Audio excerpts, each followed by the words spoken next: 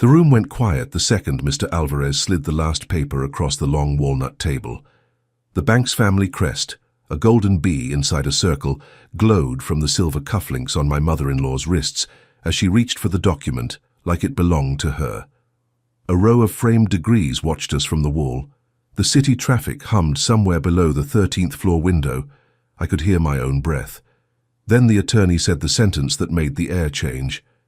"Mrs. Maya Okafor Banks," he said, looking straight at me, not at my husband, not at his people.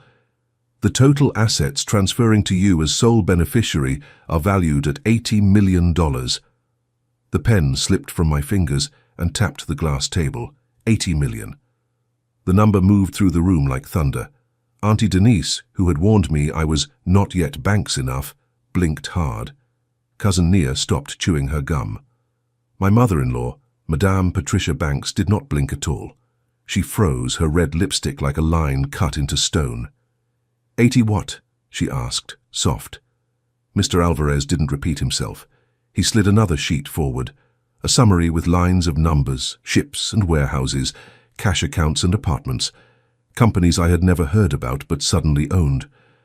The paper had my grandfather's name on it, the man our family barely spoke about, the man who left the village in Ghana with one suitcase and built a cocoa export business that stretched from Tima to Savannah, from Accra to Atlanta. The man who had sent me a quiet scholarship when I got into nursing school then disappeared again. I could feel every eye in the room move to me, then to Jordan, my husband. He was handsome in that clean, careful way. Smooth skin, sharp navy suit, the kind smile that first made me trust him. He reached for my hand under the table, but my palms were cold and my heart was beating too loud to feel anything. Patricia's smile returned in pieces. "Well," she said, voice bright again, "praise God for good news." She turned that smile on me the way one turns a lamp, controlled and direct. "Maya dear, now that the Lord has lifted you, we will handle it with wisdom. Family business is family business. We'll need to fold this into the bank's family office immediately, just to be safe." Her words were honey laid on a trap. I stared at her, then at the thick leather folder she kept beside her like a shield. The prenup was in there, the one they made me sign 2 days before the wedding. The one Jordan told me was just a formality. The one Patricia called common sense. I had cried in a hotel bathroom while the makeup artist knocked on the door. I signed anyway. Love can be a fog. It makes the ground you're standing on look like a cloud. Now, in this office that smelled like lemon polish and old money, the fog lifted. I saw everything. "Mrs. Banks," Mr. Alvarez said, still calm, "this inheritance goes to Maya alone. The trust's language is clear. It does not fall under the bank's family office. It does not touch the prenup." Auntie Denise sat up straight. "Excuse me. Her grandfather's lawyers set it up that way," he continued. "It is separate from any marital agreement. Ironclad." Silence again. A church kind of silence. The kind you feel in your bones. Patricia's smile thinned into something else. She looked at Jordan, then back to me. "Of course," she said. "Of course. We only want what is best for the family." My family motto from my father's side is older. If you want to know a road, ask those who have walked it. That road taught me 2 things. First, the person who calls you dear while reaching for your plate is often counting your pieces. Second, a quiet girl is still a river, and rivers carve rock. I looked down at the paper again. $80 million. Not a dream, not a rumor. Real. Heavy. Like a drumbeat. And just like that, the room broke into small noises. Chair legs scraped. Cousin Nia's gum popped again. Auntie Denise leaned over to whisper, and the whisper had the sharp, sour smell of a lemon sucked too fast. Patricia lifted the leather folder and placed it neatly in front of her, both palms resting on it as if it were a sleeping animal she did not trust. Mr. Alvarez cleared his throat. "There is one more envelope," he said. "A personal letter from your grandfather. He asked that I give it to you today." He slid a cream envelope toward me, the kind with thick edges that feels like a wedding invitation. My name was written by hand. Maya. In a careful, familiar script I had not seen since I was 12 years old, when a postcard came from Abidjan with a palm tree drawn in the corner and a single sentence: "Work hard in the daylight. The night will not always be kind." My fingers shook. I did not open the letter yet. I looked up and saw Patricia watching me, the way hunters watch lines in bushes. I took a breath and looked past her, through the window and out across Atlanta. The city heat blurred the horizon. Somewhere far away, a siren wailed, then faded. I thought of my mother, who came to this country as a home nurse and taught me to braid hair with steady hands. I thought of my father, who ran a small store and always paused closing time to pray. I thought of Jordan and his soft voice, and the way money made some people's voices go hard. Then the story's road ran backwards, fast. I remembered the day I met Jordan by the food truck outside the clinic. He laughed at my order, half rice, half jollof, extra plantain, and said that told him everything he needed to know. We talked until the sun found our necks. He told me his family built things, homes, hotels, a church. He told me he loved the way I looked at people when they were speaking, not above them. He told me I was the first girl he wanted to bring to Sunday dinner. Sunday dinner was a theater. Patricia in pearls, the table laid like a magazine cover, the cousins arriving with designer perfume and stories of deals. I brought moi moi in a foil pan, because my mother taught me never to go empty-handed. They called my food cute. The pastor spoke a blessing. They called me nurse girl when they thought I couldn't hear. I told myself not to mind. People test the new pot to see if it leaks. When Jordan proposed, Patricia clapped first and longest. Then the lawyers appeared with their briefcases. "Just a formality," Jordan said again, eyes soft. "My family had a scare years ago. They protect everything now." We sat in his mother's study under a portrait of her late husband. The air smelled like sandalwood and old paper. The lawyer spoke for an hour. The words swam: premarital assets, appreciation, separate property, waiver of spousal support. I felt small and big at the same time, like a child standing inside a cathedral. "My daughter," Patricia said, "this paper keeps peace. You came from little. We came from much. We love you, but wisdom must lead love." I signed. I told myself I was signing peace, not paper. The wedding danced like a movie, kente and lace, violins and talking drums, my father crying with both hands raised, Jordan's smile like a promise. Then married life came with its own weather. Some days were good. Coffee on the balcony, Jordan asking about my night shifts. Some days were storms, small comments that cut, budget talks with Patricia advising, a new rule every month about how money in a marriage should move. I sent money home to my parents in small envelopes and kept my head down.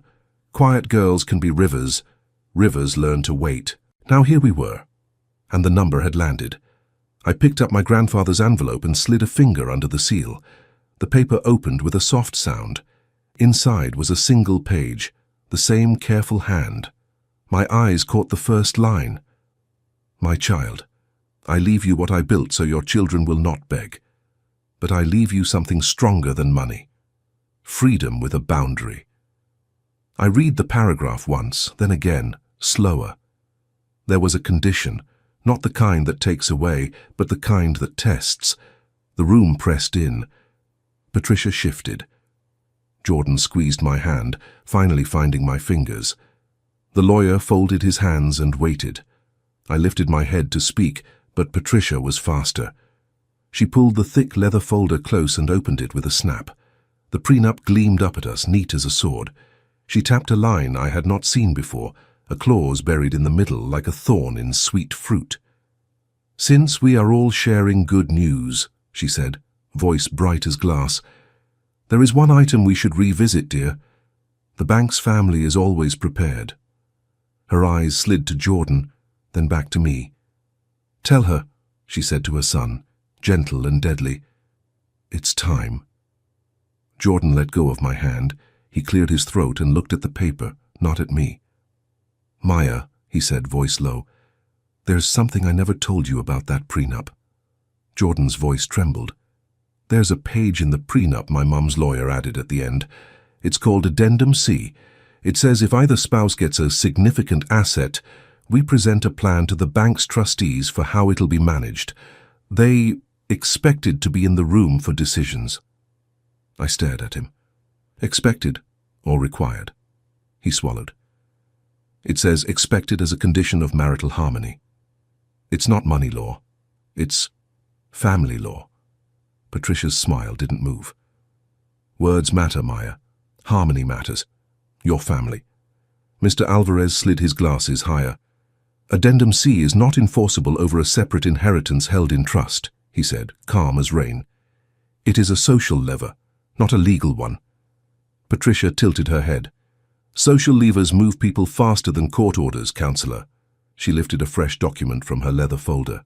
Heavy paper, gold letterhead. This is a letter of direction, she said smoothly. Simple. It allows the bank's family office to temporarily house your new assets under our umbrella for 12 months. We'll report to you. You'll see every line. We've done this for decades. Keeps wolves away. Which wolves? I asked. The world, she said, widening her hands. Taxes, scammers, cousins you've never met. You're a nurse, dear. You save lives. Let professionals save your money. The letter's first line faced me like a bright, easy road, for safekeeping and unified oversight. My fingers itched. My mind ran back to the envelope in my lap, freedom with a boundary. I unfolded my grandfather's letter and read, below the first paragraph, for 1 year after you receive this, do not hand control of the estate to your spouse's family, or any company they own.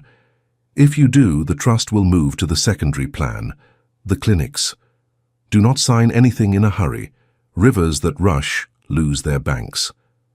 Beneath the lines, his pen made a small river shape, a curve and a bend. Is there a problem? Patricia asked lightly. I looked up. My grandfather gave me a rule, I said. For 1 year, no one from my husband's family can control this money. If I break it, the whole thing goes to a set of clinics. Clinics? Auntie Denise barked a laugh. How noble! Patricia didn't laugh. Her eyes cooled by 10 degrees. We're not asking for control, she said. We're offering custody. It's not the same. Mr. Alvarez shook his head. Mrs. Banks, the trust is designed to prevent exactly that move. It's a spendthrift trust with a protector. The language is very specific. Spendthrift? Cousin Nia wrinkled her nose. Sounds poor. It means no one can grab the money, Mr. Alvarez said gently. Not creditors, not in-laws, not even the trustee, unless the beneficiary, Maya, directs allowed actions. Patricia slid the letter of direction closer anyway. Sign, and we will protect you. I ran my thumb along my grandfather's bend of ink. My heart was loud, but my head cleared. I remembered a breakfast 2 weeks before the wedding. Patricia had invited me alone. Just us, sunlight across white marble, a fruit bowl like a painting. She had smiled and handed me a stack of papers wrapped in a silk ribbon. Thank you notes, she'd said. Vendors, cupcakes, band. Sign your name at the bottom so we can send them out. The paper on top had tiny flowers around the edge. The one under it had no flowers at all, and asked for my permission to coordinate finances for the event. I had signed then, too trusting, too eager to be easy. Now I placed the letter of direction back on the table without touching it. I won't sign today. Jordan exhaled like he had been holding his breath for a year. Relief and fear wrestled in his face. Mum, he said softly, we can give her time. Patricia's smile cracked. Time is expensive. Mr. Alvarez spoke again. Maya, your grandfather also left practical steps. He named me interim trustee for 60 days. After that, you choose a permanent protector. During the 60 days, any attempt by outside parties to direct transfers triggers a freeze. Freeze? Auntie Denise repeated. Yes, Mr. Alvarez said. A hold. The account stops moving until Maya confirms the plan. Patricia's fingers drummed once on the leather. Then she stilled them. Then let's be practical, she said. If not the family office, who will help? You work nights. This is not small. I looked out the window, down at the city's grid. When I was a child, my mother would braid my hair and tell me stories. A rich man who forgot his mother's name when his pockets got big. A girl who hid gold coins in clay pots, not to hoard, but to plant a school when she was grown. Your name is the first house you own, my mother would say.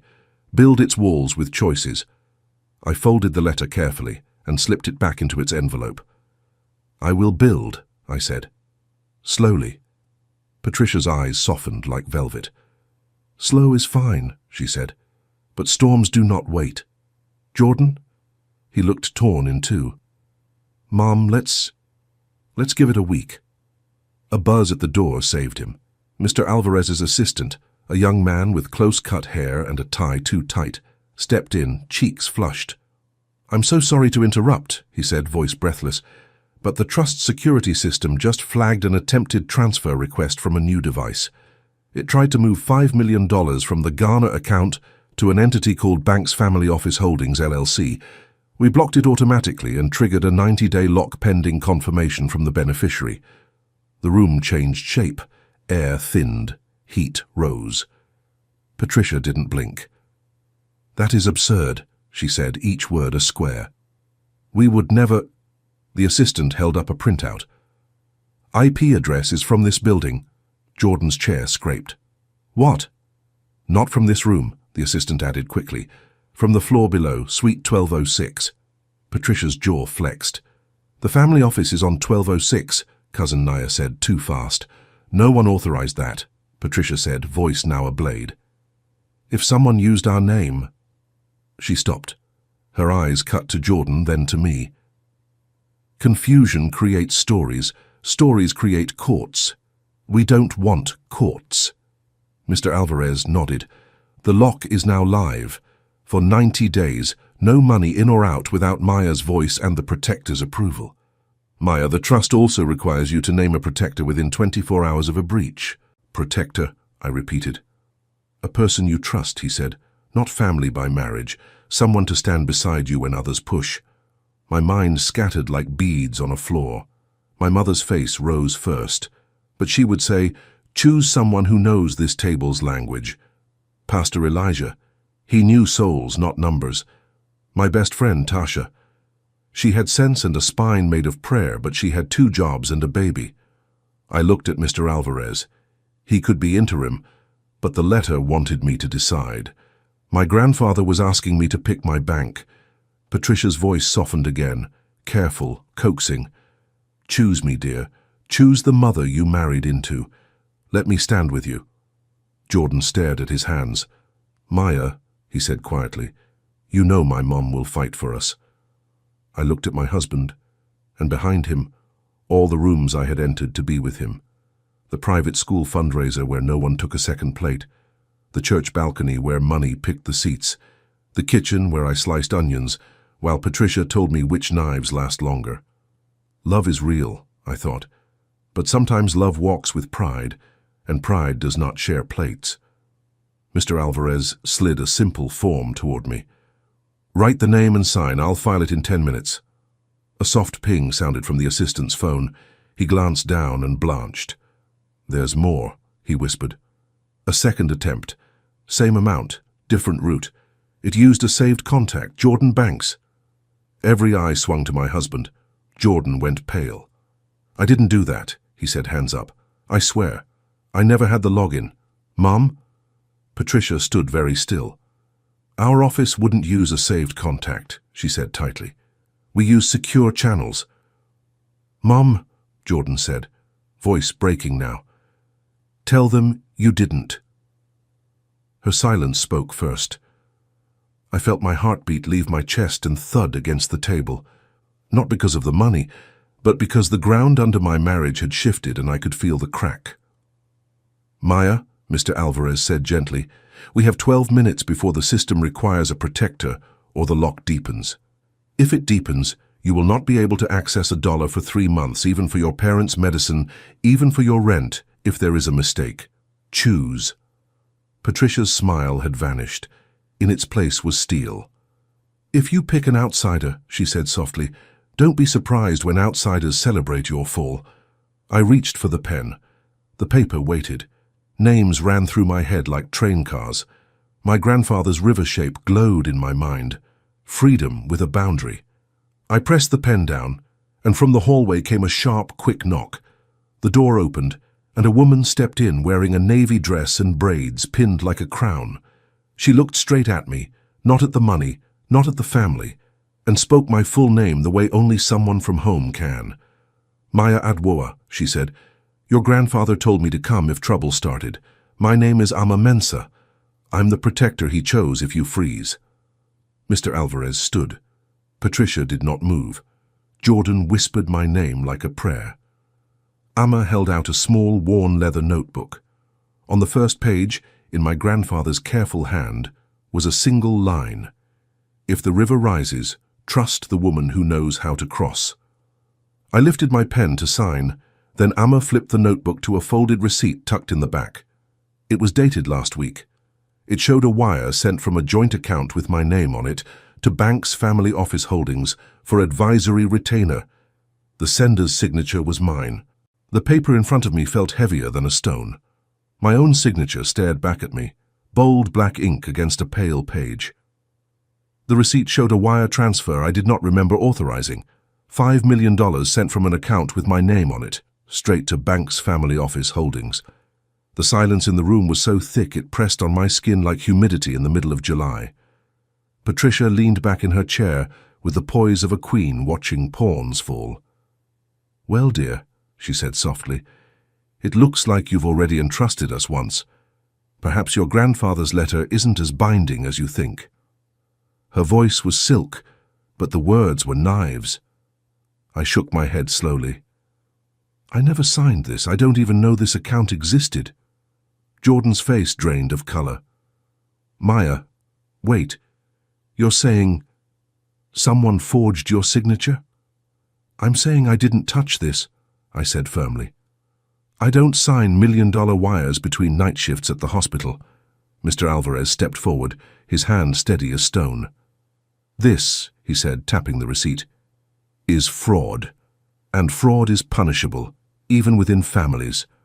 Patricia gave a small, brittle laugh. "Fraud? Counselor, please. Families share accounts all the time. It is common for wives not to recall every paper they sign when planning weddings, funerals, holidays." Her voice trailed off, as if inviting everyone in the room to nod. No one did. Auntie Denise coughed. Cousin Nia chewed her gum louder, her eyes darting between faces like she was watching a soap opera in real time. Amma, the stranger who had walked in with my grandfather's notebook, placed the worn leather book gently on the table. "Maya," she said, her voice firm, carrying the rhythm of someone used to giving instructions that people followed. "Your grandfather prepared me for this. He knew tricks would come. Look closely at the receipt. The ink is printed. It is not pen. This is a copy of your signature cut and pasted." I leaned closer. Amma was right. The line of my name lacked the pressure dips of a real pen. It was too smooth, too uniform. Patricia's face hardened, her mask slipping for the first time. "This proves nothing," she snapped. "It proves everything," Amma replied calmly. She turned to me. "Your grandfather said rivers attract crocodiles when they grow wide. That is why he built you a dam, me. If you sign me in as your protector, I can challenge this document immediately. Without a protector, the crocs will keep circling." Jordan finally spoke again, his voice breaking like a boy's. "Mom, please, tell me you didn't do this." Patricia's eyes stayed on me, ignoring her son entirely. "Jordan," she said sharply, "not now." That silence between them, the kind that grows when a son realizes his mother has been playing a longer game than his marriage, split the room in half. I picked up the pen again. My hands shook, but not from fear, from fury. The same fury I remembered when I was 16, and a bank clerk called my mother the help, while she wore her nurse's scrubs, even though she had worked longer hours than anyone else in that line. The same fury when Jordan's cousins whispered that I married him for his name, while none of them knew about the scholarships I turned down, the shifts I picked up, the sacrifices my parents made so I could even stand in this city. I steadied the pen. "Ama Mensa," I said clearly. "I name you Protector." The sound of my pen scratching across the paper was the only noise in the room. When I lifted it, a strange calm washed over me, like a door had just shut and locked behind me. Amma nodded once. "Good," she said. "Now the crocodiles can't cross without a fight." Patricia's jaw tightened. "You've made a very foolish move, dear," she said. "Do you know how many lawyers we keep on retainer? Do you know how many courts will laugh at a nobody nurse trying to dictate to the Banks family?" Amma's lips curved in a faint smile. "Your courts will not matter. The trust is international. It doesn't bow to Atlanta or Accra or even Washington. It bows to its own language, and the language favors her." Mr. Alvarez added, "The lock is secure now. The attempted fraud strengthens our case. Any more attempts will be reported to the trustees directly." Jordan finally looked at me, his eyes wet. "Maya," he whispered, "I swear I didn't know about this. I love you. Please believe me." I wanted to believe him. I wanted to cling to the laughter we shared over cheap food trucks and the mornings he made me tea after a night shift. But love doesn't erase evidence. It doesn't erase silence. And silence was what Jordan had given me in that room, sitting between his mother's steel and my shaking hands. Amma broke the quiet. "Maya, we need to leave this room, now. Your grandfather instructed me never to negotiate with crocodiles in their water." Patricia leaned forward. "You walk out and you'll never step back in. You'll regret that day, dear. Rivers that cut too deep flood their own banks." I gathered the envelope with my grandfather's letter, the receipt, and Amma's notebook. My legs felt weak, but I stood. Amma rose beside me, steady as a pillar. Mr. Alvarez gathered his files. Jordan half rose from his chair. "Maya, please, don't leave like this. Talk to me. Let me explain." "Explain outside this room," I said coldly, "away from the people who forged my name." For the first time in her life, Patricia Banks had no reply, only silence and a stare sharp enough to cut. We left the building into the heavy Atlanta air, the sun a white coin above us. I felt lightheaded, like the world was tilting. Amma kept her pace steady, guiding me toward the parking lot. Mr. Alvarez followed, murmuring about next steps. My thoughts ran wild. Who had actually forged my name? Patricia? One of her cousins, or God forbid, Jordan himself? The receipt was dated last week. Last week I had been working 3 double shifts. I barely slept, barely ate. Someone had used that exhaustion against me. I clenched my fists. "Amma," I said, "why did my grandfather trust you?" She glanced at me, her eyes steady. "Because I carried water for him when no one else would. I was a junior accountant at his company. When others pocketed money, I refused. He called me River Girl. He told me one day I'd protect the real river, his bloodline." I swallowed hard. My grandfather, the man I barely knew, had thought that far ahead, had chosen me, had chosen her. And now, $80 million, and maybe my marriage, sat in the middle of it all. We reached Mr. Alvarez's car. He opened the door for me. "Maya, you'll need to move fast," he said. "Fraud attempts mean Patricia will not stop. Amma can file a report with the trust. That will trigger an investigation. It will expose whoever tried to use your name." "And Jordan?" I asked, my voice low. "That," Alvarez said gently, "is a different investigation." I sank into the seat, clutching the envelope to my chest. The words of my grandfather's letter echoed in my head. Freedom with a boundary. But boundaries cut both ways. They keep wolves out, and sometimes people you love. As the car pulled away, I glanced out the window and saw Jordan standing in the doorway of the building. His hands were in his pockets, his face pale. Patricia stood behind him, her hand on his shoulder, whispering something into his ear. He didn't move. He didn't chase me. The image seared into me like a brand. That night, in the quiet of my small apartment, I unfolded the letter again. Amma sat across from me, patient, while Mr. Alvarez took a call. The envelope still smelled faintly of dust and cocoa beans. I read the last lines of my grandfather's letter again and again. "Do not trust rivers that do not know your name. Choose protectors who remind you of your mother's kitchen, not your in-laws' dining hall.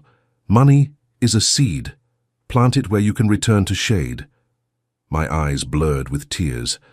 My mother's kitchen, the smell of fried plantain, the sound of her humming hymns as she packed food into bowls for neighbors who had less, the warmth of my father's prayer before meals.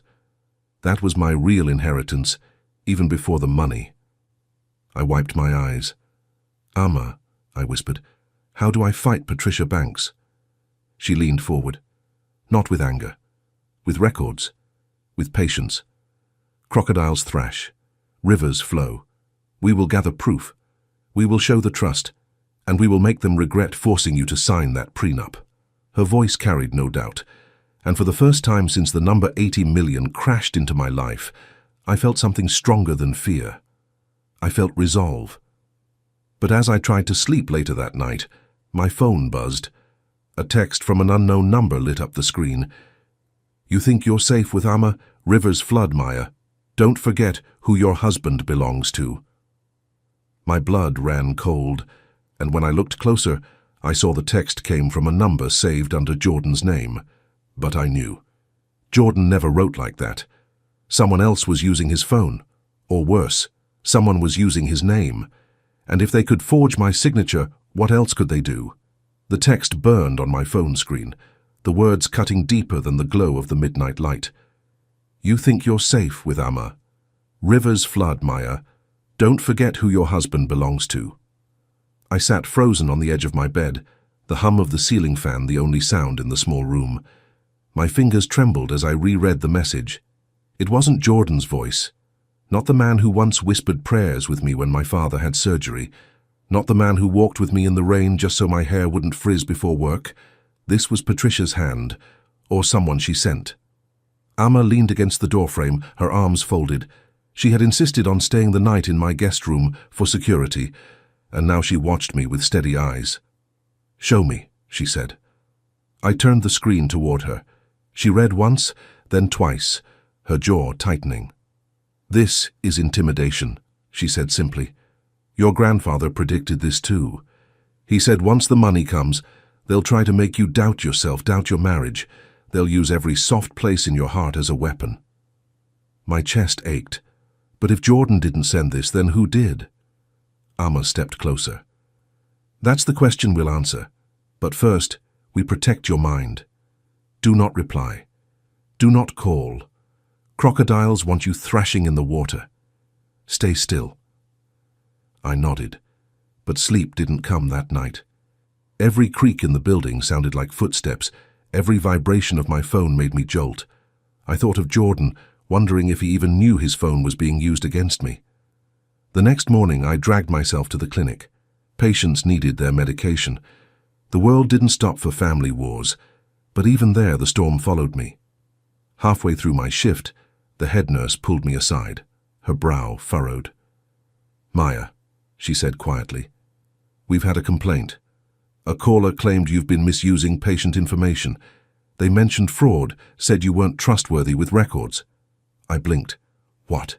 That's impossible. I've never—" "I know," she said quickly.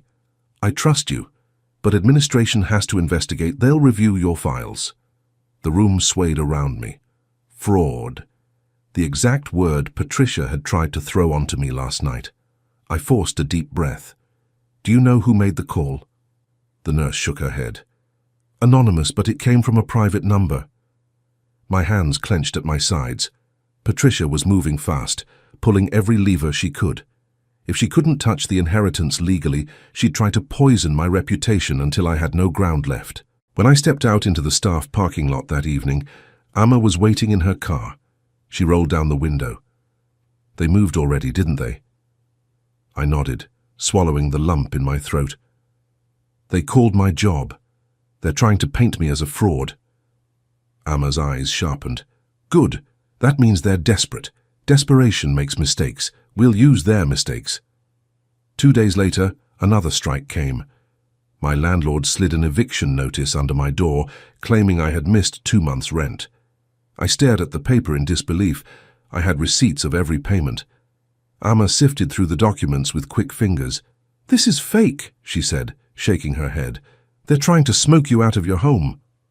"Who even does this?" I cried, my voice cracking. "They're rich already. Why chase me like this?" Amma placed a hand on my shoulder. "Because rivers remind crocodiles they cannot control the flow forever. Patricia has built her life controlling every coin around her. You are proof that her grip is slipping. That terrifies her more than poverty."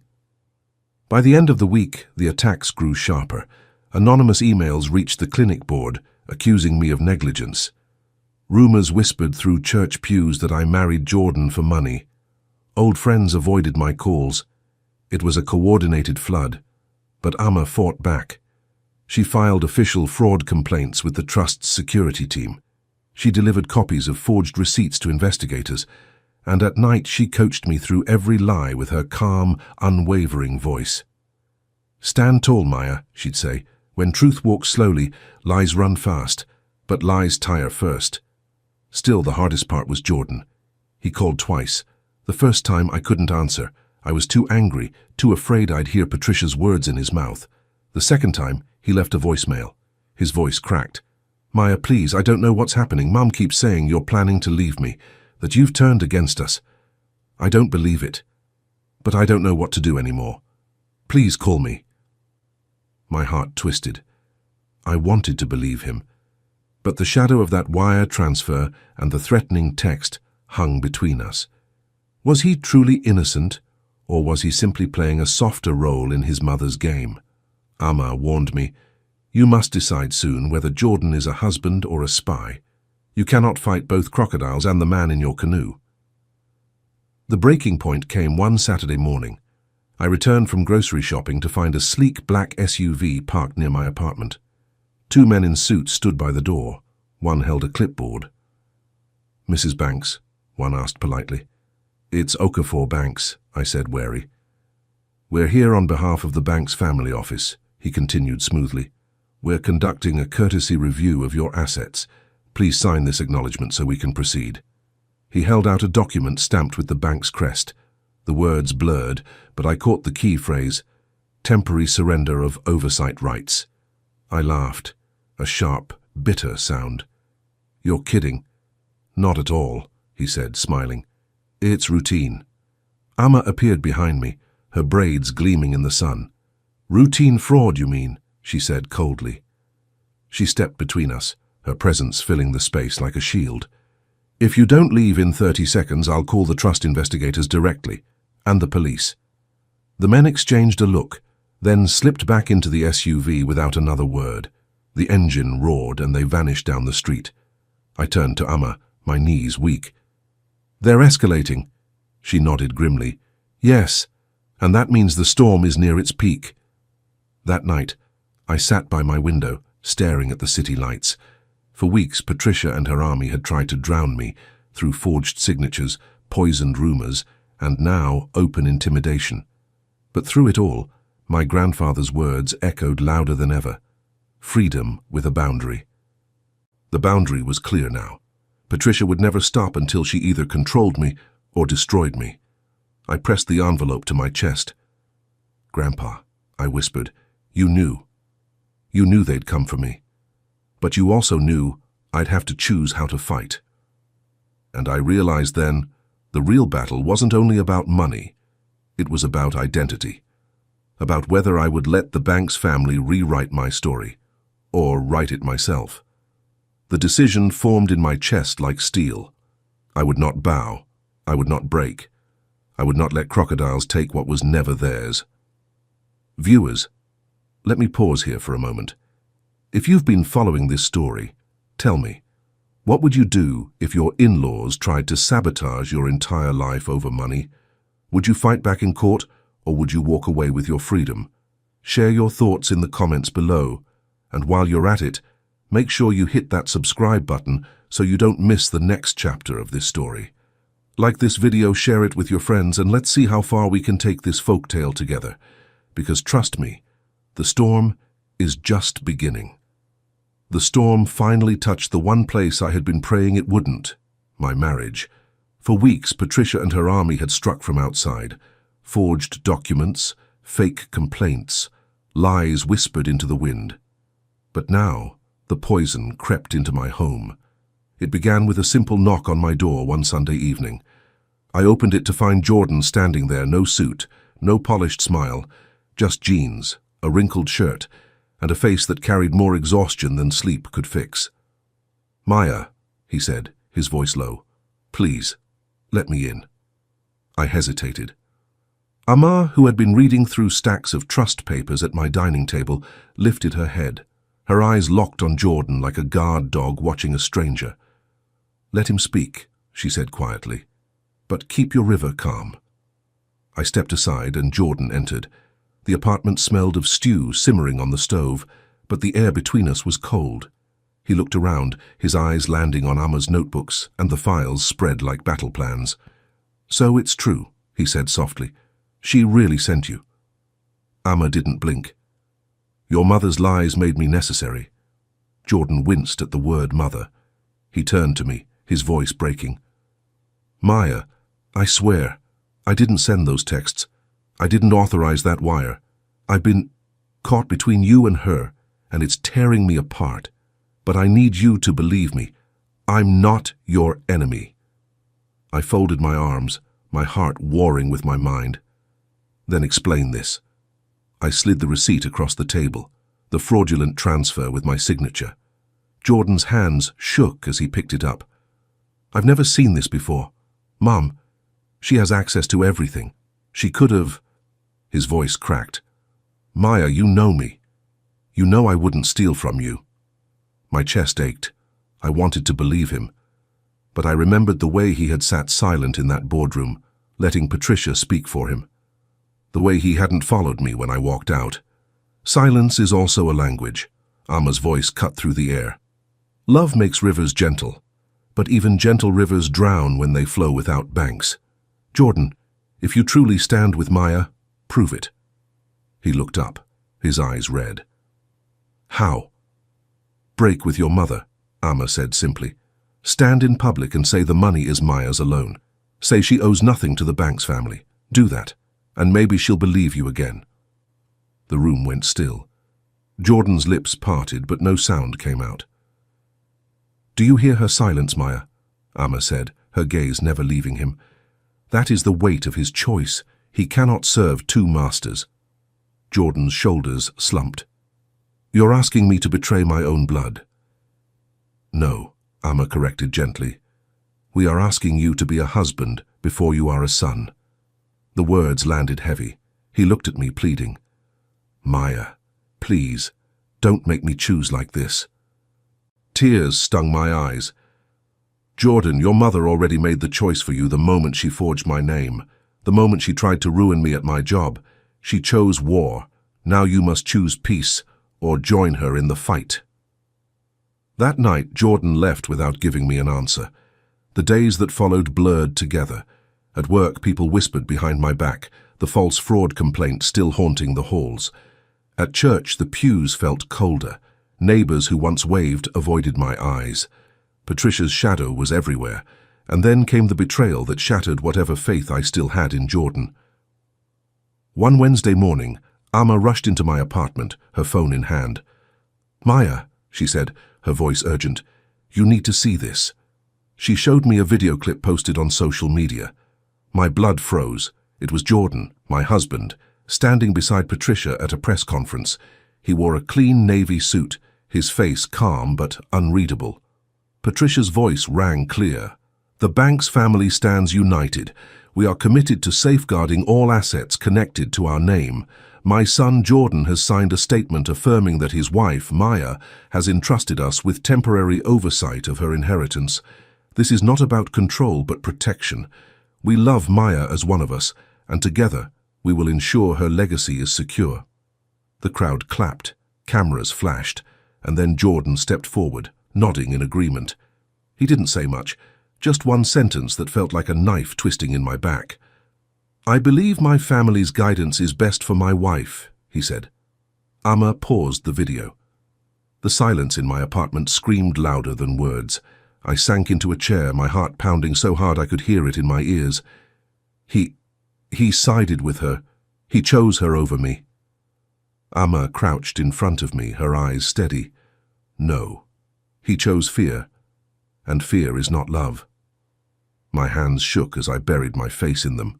All the late nights we spent dreaming of a life together, all the laughter, all the prayers, it collapsed in a single moment on a stage I wasn't even on. The press conference set off a firestorm. News outlets began running stories about the Banks family's $80 million windfall. Strangers on social media speculated about me.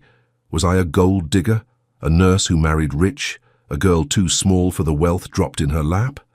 The weight of the world pressed on my chest. I couldn't breathe, but Amma kept me upright.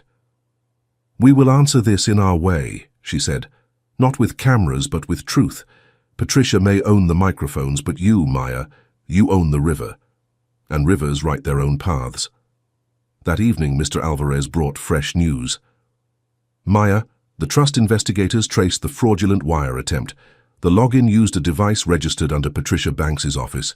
We have enough to file charges. But here's the twist. The system also flagged Jordan's credentials. His name is now tied to the fraud, even if he didn't authorize it." I swallowed hard. So either he's guilty, or she's framing him too. Amma's eyes narrowed. Patricia is willing to sacrifice even her son to keep control. That makes her more dangerous than we thought. The next morning, I received another letter. This one slid under my door in a crisp envelope, stamped with the bank's crest. Inside, the words were short and sharp. "You have 1 week to reconsider. If you continue down this path, you will not only lose your marriage, you will lose everything else you love. Choose wisely." My hands trembled as I read. They weren't just coming for the money anymore. They were coming for my life. Viewers, let me ask you, what would you do if your own spouse stood beside their family while they tried to strip you of your freedom? Could you still trust them, or would you walk away? Comment your thoughts below. I want to hear your perspective. And if you haven't already, make sure you like this video, subscribe to the channel and share it with your friends. The next chapter will reveal whether I fight for my marriage or whether the Banks family finally pushes me too far. Because one thing is certain, this battle is about to explode. The letter from Patricia lay on the table, its words pulsing in my head like a drum beat. "You will lose everything you love." Amma picked it up with 2 fingers, as if it were contaminated. "Threats," she muttered. "The last refuge of people who think they are gods." She tore it neatly in half and dropped the pieces into the trash. "We'll answer this another way." But I wasn't so sure. Patricia had power, connections, and now the image of Jordan standing beside her at that press conference. The world believed her story, that she was the gracious matriarch protecting her foolish daughter-in-law. And me? I was just a nurse with a target on my back. That night, I sat by the window with my grandfather's letter spread out again, tracing the words with my finger. "Money is a seed. Plant it where you can return to shade." Seeds. Shade. It clicked. Patricia wanted to control the tree before it could grow, but my grandfather wanted me to plant it somewhere else. Somewhere she couldn't reach. "Amma," I said suddenly. "What if I don't fight her on her battlefield at all? What if I plant this money somewhere that starves her of control?" Amma's eyes narrowed thoughtfully. "Go on." "My grandfather's trust isn't just money, it's businesses, warehouses, cocoa farms, clinics. If we shift attention from the banks to the communities, if we invest visibly in people she can't intimidate, then even if she controls the headlines, she won't control the truth." A slow smile spread across Amma's face. "Now you're thinking like your grandfather." The next morning I requested a private meeting with Mr. Alvarez. We met in his quiet office, far from Patricia's glittering towers. "I want to redirect," I told him. "Start funding projects immediately. Clinics, scholarships, community centers. Not through the Banks family name, through my grandfather's foundation." He nodded. "That's possible. Risky, but possible. It will enrage Patricia." "Good," I said. "Let her rage. Let her see that her claws can't reach everyone." Word spread fast. Within 2 weeks, the first clinic renovations began in Accra. Photos appeared online of children holding new books stamped with the Okafor Foundation's seal. Scholarships were announced for nurses, teachers, and farmers' children. Patricia's narrative cracked. People saw me not as a gold digger, but as a builder. But Patricia struck back harder. One Monday morning, my landlord stormed up to my door, waving papers. "You're 3 months behind, Maya. Pack your things." "I'm not," I said firmly, handing him proof of every transfer. "And if you keep harassing me, I'll take this to court." His face faltered. He muttered something about orders from above before shuffling away. Orders from above. Patricia again. The next day at the clinic, I was called into a disciplinary meeting. "We've received reports of you leaking patient information," the director said grimly. I slammed my folder of documents on the table. "Then investigate. Every shift, every chart. I have nothing to hide." Behind his stiff expression, I saw doubt flicker. Patricia's lies were loud, but my truth had receipts. Amma, meanwhile, dug deeper into the bank's family finances. Late one night, she spread papers across my living room floor. "Look at this," she said, pointing to a column of numbers. "Patricia's empire is not as clean as she claims. Many of their holdings are leveraged, mortgaged, some even defaulting." I blinked. "You mean they're broke?" "Not broke," Amma said carefully, "but fragile. If one major investor pulls out, the whole house of cards could collapse. That's why Patricia is desperate to fold your inheritance into their office. She doesn't want to protect you. She wants to rescue herself."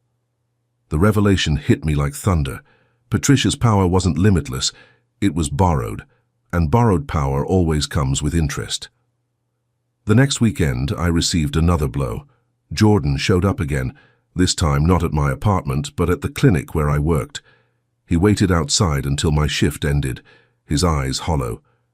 "Maya," he said, "please hear me. I didn't know about the press conference until the last minute." She shoved the statement in my hand. "I thought if I didn't go along, she'd—" His voice cracked. "She threatened to ruin you. To ruin us. I thought I was protecting you." I stared at him, my chest aching. Protecting me? By standing beside the woman trying to destroy me? His shoulders slumped. I was weak. I see that now. "But please, Maya, don't shut me out. I'm still your husband. I still love you." Amma's words rang in my ears. "He cannot serve two masters." "Then prove it," I said, my voice sharp. "Stand with me publicly. Tell the world Patricia lied. Until then, Jordan, I don't know who you are anymore." Tears filled his eyes, but he said nothing. He just turned and walked away. The next morning, Amma received a tip from one of her old contacts. She slammed a folder onto the table, her eyes blazing. "Maya, you need to see this. Patricia has been diverting funds from the bank's foundation into private accounts overseas. She's been covering it with false reports. If this gets out, her reputation, her entire empire, will crumble." I flipped through the document. I whispered, "What if building means destroying Patricia? What if it means destroying Jordan too?" Amma leaned closer, her eyes sharp. "Then you ask yourself this. Do you owe loyalty to a husband who stood silent while his mother attacked you? Or do you owe loyalty to the people your grandfather wanted you to shelter, the children, the families, the communities? Who deserves your river more?" Her words stung because they were true. That week, I returned to church for the first time in months. Whispers trailed me down the aisle. "There she is, the one with the inheritance. Did you hear she's fighting the Banks family?" I lifted my head anyway, forcing myself to meet every stare. After service, Cousin Nia cornered me in the courtyard. She snapped her gum, eyes darting around. "Maya," she said, lowering her voice, "I know Aunt Patricia's been coming for you, but let me tell you something. Half this family is tired of her too." I blinked. "Then why don't you speak up?" She smirked. "Because no one wants to be cut off from the money tree. But if that tree's rotten," she shrugged, "people might switch sides." I studied her face. Was this another trap? Or the first crack in Patricia's fortress? Before I could answer, Auntie Denise approached, her heels clicking on the pavement. "Nia," she said sharply, "go wait in the car." Nia rolled her eyes, but obeyed. Denise turned to me with a smile too sweet to trust. Maya, dear, family quarrels are like Harmattan winds. They pass. Why don't you come back to the table? Sign the oversight letter. Let Patricia handle things. It will save you grief. I stared at her, then let my voice drop to a whisper. What if I told you Patricia is stealing from the family she claims to protect? For the first time, Denise's smile cracked. That's a dangerous lie. Not a lie, I said calmly. Documents, offshore accounts, false reports. I leaned closer. If the cousins knew, how long would Patricia's crown last? Denise's eyes flickered. She smoothed her scarf and walked away without another word. Amma's voice echoed in my head. Turn their allies against them. 2 days later, Amma arranged a quiet meeting with 3 Banks cousins at a small cafe in Midtown. They came in nervous, glancing around as though Patricia herself might appear. I laid the documents on the table. This is what your mother, your aunt, your matriarch has been hiding. The empire isn't as strong as you think. She's been bleeding it dry for years. The cousins studied the papers, their faces shifting from disbelief to horror. One whispered, "If this gets out, the family office is finished." I met their eyes. Help me protect what's mine, and I'll help you rebuild. My grandfather's trust is clean. If we join hands, we can start something new, something not built on lies. Silence stretched. Then one cousin nodded slowly. Another followed. The third hesitated, then whispered, "If Patricia finds out we were here, she will," I said. "But by then, it will be too late." Meanwhile, Patricia struck again. A notice arrived at my clinic job. This time, not a complaint, but a suspension. Pending investigation, the letter read. I had been officially removed from the roster. I collapsed into a chair, my hands shaking. My job had been my anchor, the one piece of normalcy left. Now it was gone. Amma knelt beside me. This is her pattern. Strip you of stability. Make you desperate enough to crawl back. But listen to me, Maya. This is also your turning point. A river that overflows its banks may flood, but it also clears new paths. Her words steadied me. I would not crawl. The next evening, Amma received another tip. She rushed into my apartment, her braids swinging. "Maya," she said breathlessly, "you won't believe this. Patricia has been using church funds, donations meant for missions, to cover her offshore debts." I froze. "If that's true, it's worse than fraud," Amma cut in. "It's sacrilege. If the congregation finds out, her name will be mud in every pew from Atlanta to Accra." We both knew what this meant. The perfect weapon. Patricia thrived on her image as a devout matriarch, the pearl-wearing saint of Sunday service. If the truth came out, she wouldn't just lose her empire, she'd lose her throne. But again, the cost was Jordan. His name was tied to those church boards too. If Patricia fell, he would fall with her. The following Sunday, I sat in the church balcony, hidden among the crowd.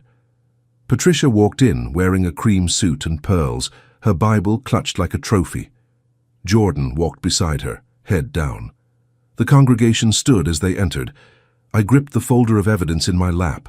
I could walk down right then, hand it to the pastor, and end her reign in one blow. The power was mine. Amma leaned toward me, whispering, "This is your moment. The crocodile is in shallow water.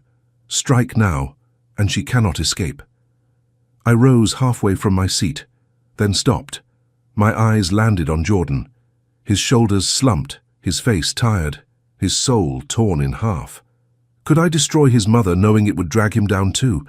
Could I watch the man I once loved drown, even if he had chosen silence?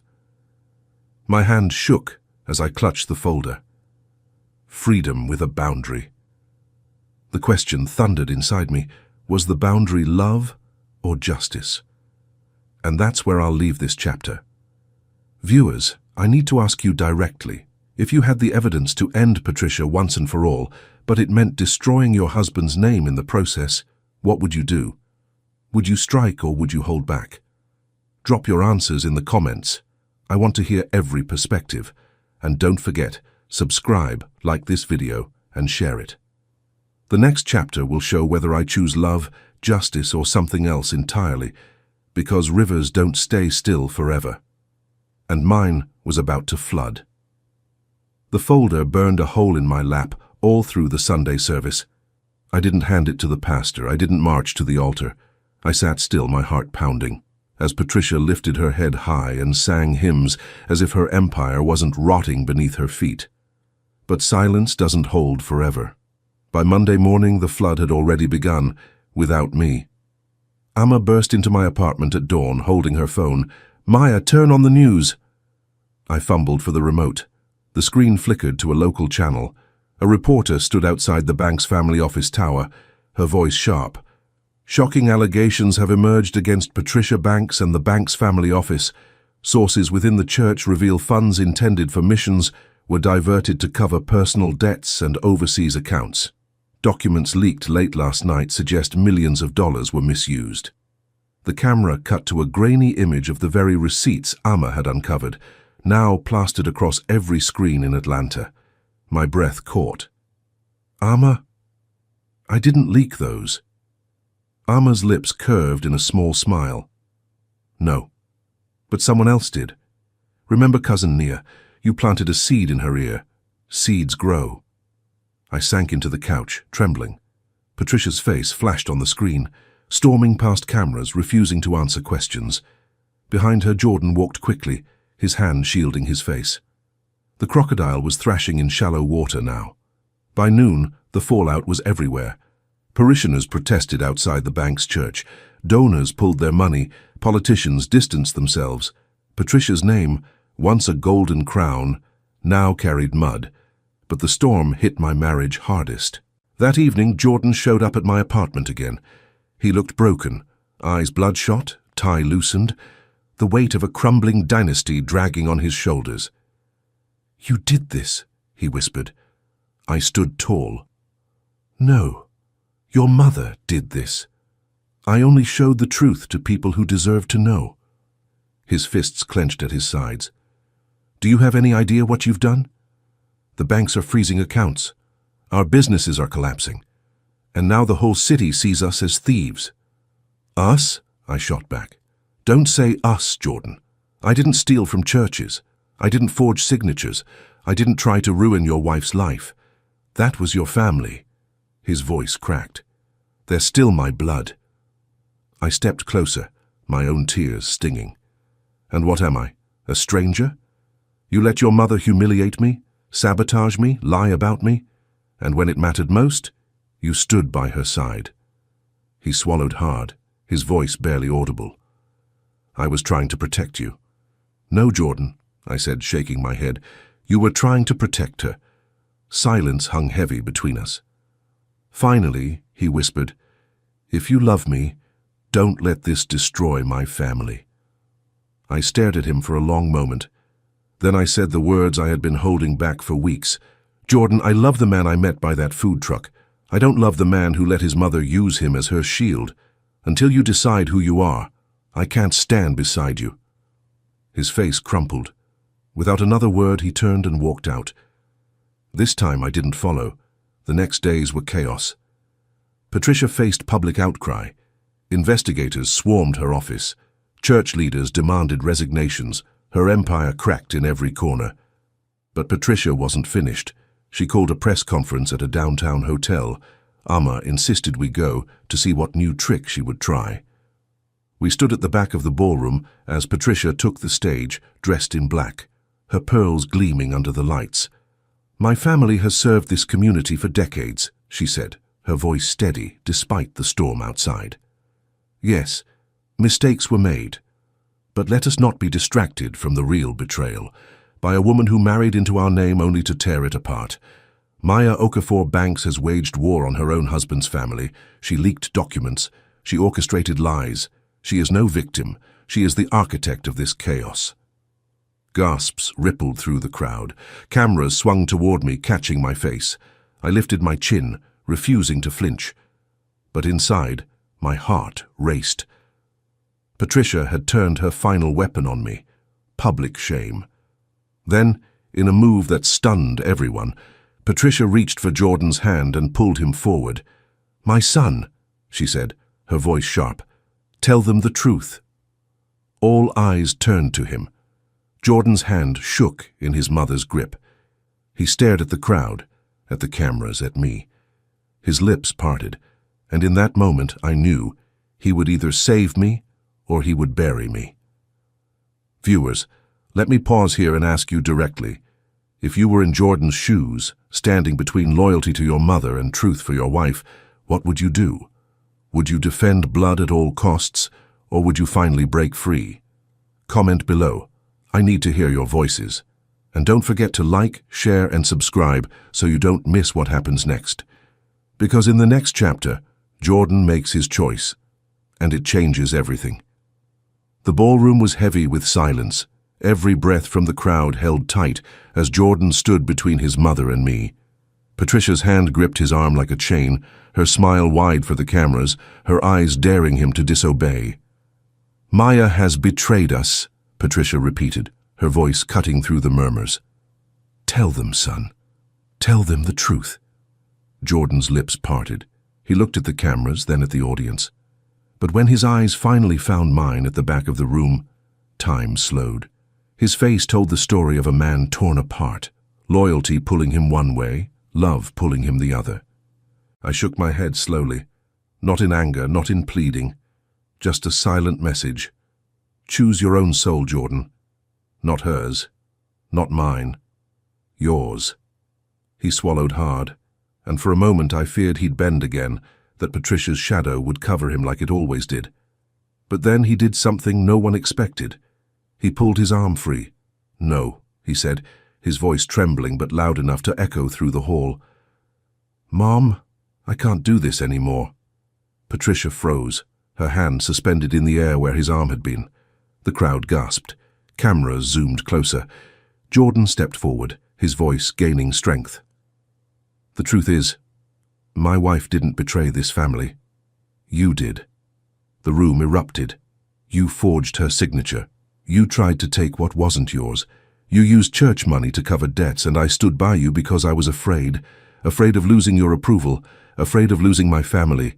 But all along, I was losing the only person who ever truly loved me for who I am."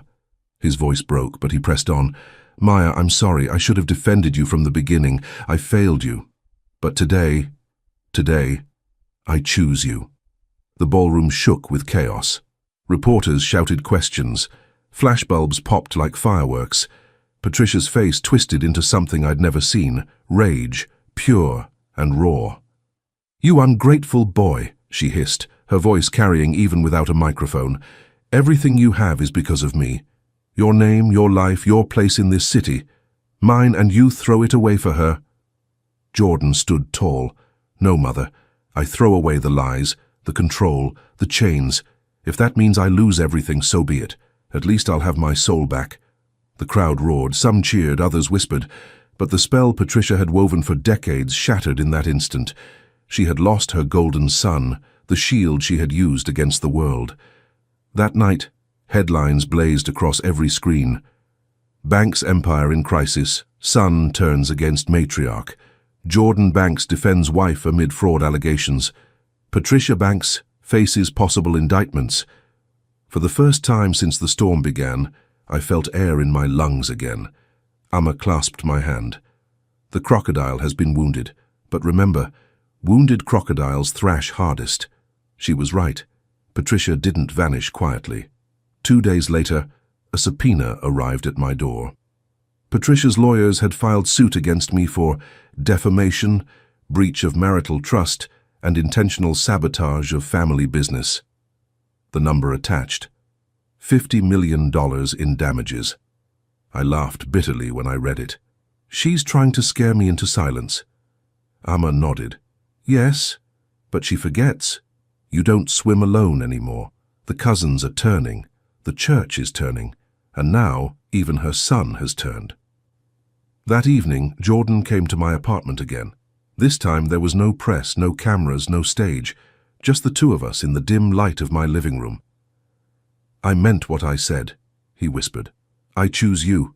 I'll stand with you against her, even if it costs me everything." Tears blurred my vision. "Jordan, I wanted to hear those words months ago. I know, he said, his voice heavy with regret. I was weak. I thought keeping the peace meant keeping silent. But silence only fed her. I see that now. He reached for my hand. I don't expect forgiveness overnight, but let me fight for you. Let me fight with you. I hesitated. My heart remembered every wound, every moment of silence that cut deeper than words. But it also remembered the boy at the food truck, the man who laughed with me under the rain, the husband who once prayed beside me. I don't know if I can trust you fully again, I whispered. Then let me earn it, he said simply. The weeks that followed were a whirlwind. Patricia's empire unraveled piece by piece as investigators uncovered more fraud. Her loyalists scattered, desperate to save themselves. The cousins who once smirked at me now sent quiet messages of support. Even Auntie Denise called one evening, her voice low. Maya, we were wrong about you, she admitted. You are stronger than any of us. But Patricia herself refused to bow. From her mansion, she released statement after statement, calling me a snake, a traitor, a witch who had bewitched her son. The press ate it up, but fewer people believed her with each passing day. Amma leaned over her notes one night and smiled faintly. She is drowning, Maya, and soon you won't have to lift a finger. The current will carry her away. Yet the battle wasn't only about Patricia anymore. It was about what came next. The inheritance was still mine, untouched by the Banks family. The clinics in Ghana thrived. Scholarships had begun to roll out. But I knew my grandfather's test wasn't just about surviving Patricia. It was about proving I could plant the seed he left me, not let it rot in fear. Jordan stood in my kitchen one evening, washing dishes with a clumsy tenderness. So what happens now? He asked. I looked at him, then at the letter still pinned to my fridge. Plant it where you can return to shade. Now, I said slowly, we build something she can't destroy. Viewers, tell me, if you were in my place, would you forgive Jordan for standing silent so long, or would you start fresh on your own? Can love survive betrayal when truth finally wins? Drop your thoughts in the comments. I want to hear from you. And if you've been following this story, make sure to subscribe, like this video and share it with friends. Because in the final chapter, everything comes to a head. Patricia's last desperate move, and the decision that will define not just my inheritance but my future. Because rivers can destroy, but they can also give life. Patricia Banks was not the type to vanish quietly. For months, she had ruled her family, her church, and half the city with the precision of a queen on her throne. Even with her empire cracking, she still had one card left to play, and she intended to use it. It came on a Thursday morning. Amma burst into my apartment with the newspaper in her hand, her eyes blazing. Maya, she said, slamming the front page on the table. I read the headline and felt my blood run cold. Patricia Banks files motion to void granddaughter's inheritance, claims fraudulent will. Beneath it was my picture, printed next to Patricia's. The article quoted her lawyers. The so-called inheritance left to Maya Okafor was built on false documents. We believe the trust was manipulated to exclude rightful heirs, Amma hissed through her teeth. She's trying to erase you completely. If this motion passes, the trust could be frozen indefinitely. I sat heavily in the chair. Patricia's final weapon wasn't intimidation or public shame. It was the law itself. The courtroom was packed the day of the hearing. Reporters lined the benches, cameras waiting outside. Patricia entered first, dressed in deep navy with her pearls gleaming like armor. She carried herself as though she still owned the world. Jordan walked in after her, but this time he sat on my side of the aisle. The shift sent ripples through the crowd. When the judge entered, silence fell. Patricia's lawyer rose first. Your Honor, he said smoothly, this entire trust is suspect. There are questions about authenticity. My client's late father could not have intended to cut out his entire bloodline. Then Mr. Alvarez rose, calm and steady as always. Your Honor, the trust is ironclad. The documents are verified internationally. The attempts to forge signatures to transfer funds illegally, Those are the real frauds, committed not by my client, but by the bank's family office. He handed the judge a folder. Inside were all the receipts Amma had uncovered, proof of offshore accounts, proof of stolen church money, proof of Patricia's hand in the fraud. The judge flipped through, her expression unreadable. Patricia's face tightened, but she didn't break. Not yet. Then Amma stood. She wasn't a lawyer, but she was my protector, and the judge allowed her testimony. "Your Honor," she said, her voice steady, "I worked with the late Mr. Okafor for years. I carried water for him when no one else would. These papers were his last wish, and his granddaughter is the rightful heir. The only fraud here is the attempt to steal from her."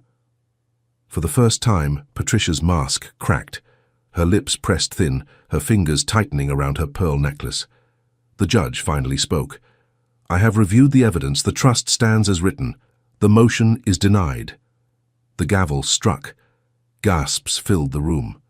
Patricia's shoulders sagged, the weight of defeat finally pressing down. Her lawyers gathered her papers in silence. It was over. Outside the courthouse, reporters swarmed, microphones shoved into my face. "Maya, how do you feel about the ruling? Will you forgive the bank's family? What happens now?" I took a deep breath, remembering my grandfather's words. "Money is a seed. Plant it where you can return to shade." "I will honor my grandfather's legacy," I said clearly. "This inheritance isn't just about wealth. It's about responsibility. Clinics will be built. Children will be educated. Communities will thrive. This money will not be wasted on power games. It will serve." The crowd erupted in questions, but I held my head high. For the first time, the story wasn't about Patricia's empire. It was about mine. Patricia vanished from public life in the weeks that followed. Her name became a cautionary tale. Her pearl-clad image, a memory of power, turned to dust. The church stripped her of titles. The family office collapsed. Cousins who once sneered at me now scrambled to find footing without her. And Jordan, he kept coming back, helping where he could, standing beside me in meetings, bringing me tea after long nights. One evening, as we sat on the balcony watching the city lights, he finally spoke what had lingered between us.